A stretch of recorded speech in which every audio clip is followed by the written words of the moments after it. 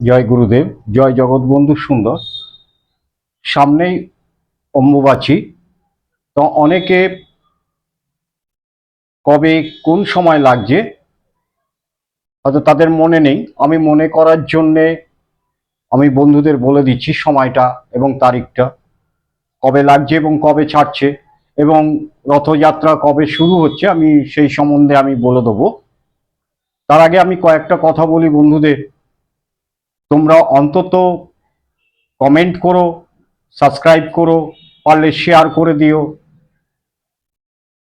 তাতে আমারও খুব ভালো লাগবে যে তোমরা দেখছো বা শুনছো বা গুরুত্ব দিচ্ছ।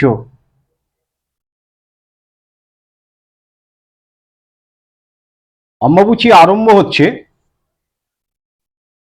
7ই আষাঢ়, ইংরেজির 22শে জুন।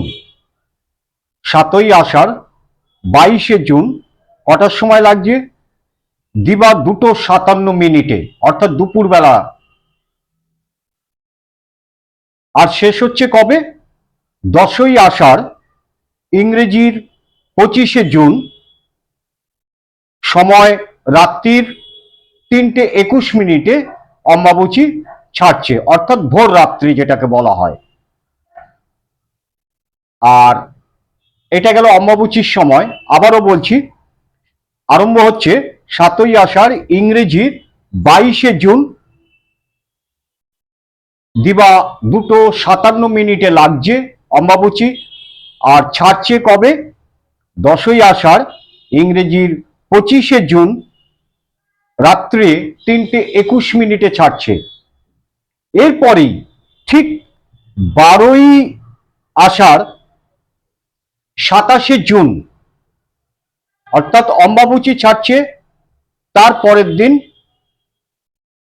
পরের দিন অর্থাৎ অম্বুবাচী শেষ হচ্ছে 25শে জুন।